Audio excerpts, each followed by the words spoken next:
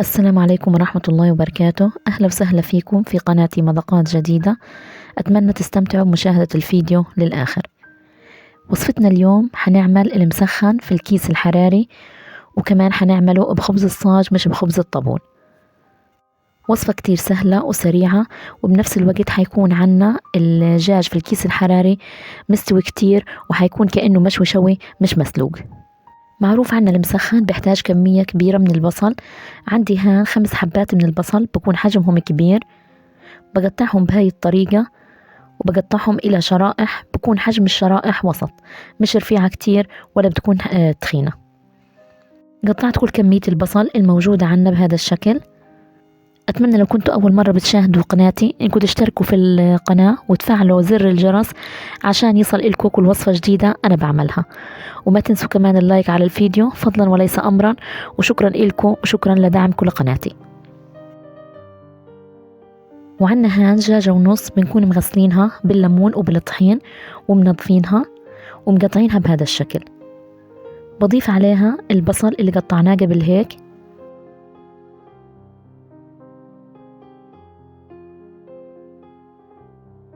وبضيف عليه 1.5 ملعقة صغيرة من الملح،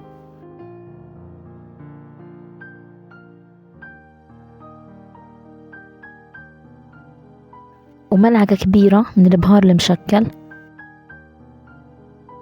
وربع ملعقة من الهيل المطحون.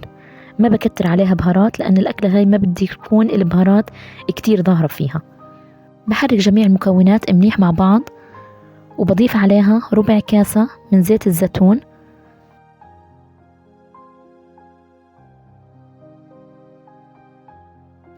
بجهز عندي كيسين من الأكياس الحراري وبفتحهم بهذا الشكل وبحطهم بالصينية اللي حنحطها بالفرن.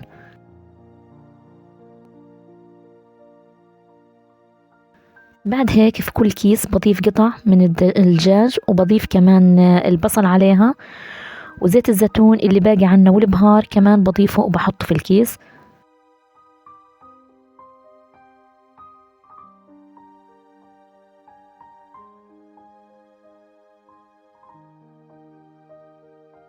نفس الكاسة اللي عايرنا فيها زيت الزيتون بنعاير فيها مية، بنضيف على كل كيس من الكيس الحراري كاسة من المية.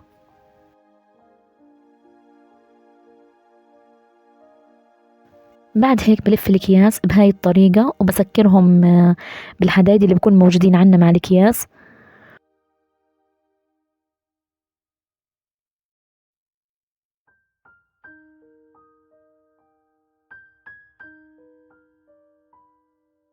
وبفردهم بالصينية بهذا الشكل وبحركهم بهاي الطريقة عشان ينفردوا عنا في الصينية.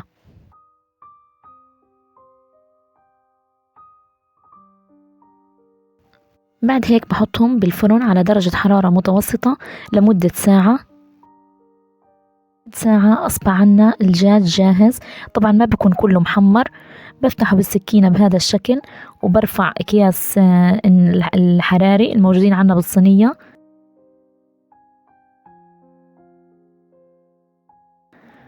وبكون مجهزة عندي صينية تانية برفع عليها قطع الدجاج. طبعا البصل والشوربة هدول حستخدمهم في الوصفة بعد هيك.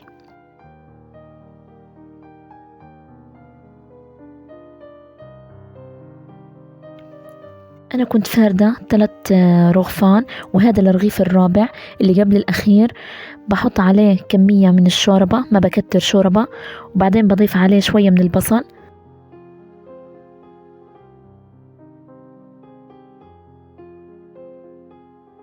وبضيف عليه رشة من زيت الزيتون تقريبا ملعقة كبيرة،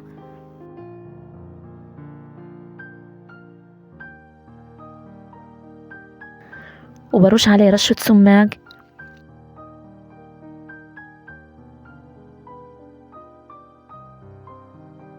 ورشة مكسرات، أي مكسرات متوفرة عندكم. أنا عندي هنا فستق الفول السوداني. آخر طبقة بضيف خبز الصاج، وبضيف عليه شوية من الشوربة، وبضيف عليه كمان البصل، وبضيف قطع الدجاج فوق الخبز، وبرش سماق على الخبز وعلى الدجاج بهاي الطريقة. لازم كل صينية أحط فيها بس 5 رغفان من خبز الصاج، ما أكتر عشان ما يعجنش عندي الخبز. لو كنتوا عاملين المسخن بهاي الطريقة لعزومة، طبعا بنعمل أكثر من صينية، وكل صينية بنكون حاطين فيها 5 رغفان من الخبز الصاج. بعد هيك بحطها في الفرن في الرف تحت عشان انه احمر وجه الدجاج ووجه الخبز، وكمان الشوربة اللي كانت موجودة عنا في الخبز يتشربها الخبز وتصير عنا مقحمشة. هيك أصبح عنا المسخن جاهز، والخبز شايفين كيف ما أحلاه، مقحمش من فوق ومحمر وطعمه كتير بكون زاكي، والدجاج كمان محمر عنا. فبضيف عندي الفستق اللي حمرناه بضيفه على الوجه.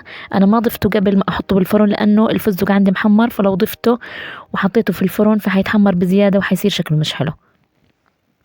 بقطعه بالسكينة بهذا الشكل على شكل مثلثات. طعم المسخن بهاي الطريقة بالكيس الحراري بكون الدجاج كتير دايب وبنفس الوقت كأنه مشوي، وكمان عنا المسخن بكون خفيف ما بكون متشرب كتير من زيت الزيتون ومن الشوربة. لكن لو عملناه بالخبز الاشراك، عشان خبز الاشراك بكون عنا خميل فبتكون الخبزة كتير متشربة بالزيت وبكون دسم وتقيل علينا. وبمسك كل قطعة مثلث بحط فيها قطعة لحمة وبلفها بهاي الطريقة وبغمسها باللبن. طبعا هذا اشي اختياري، ممكن ناكل اللبن جنبه بالملعقة، او ممكن نغمس المسخن في اللبن مثل ما انتم شايفين.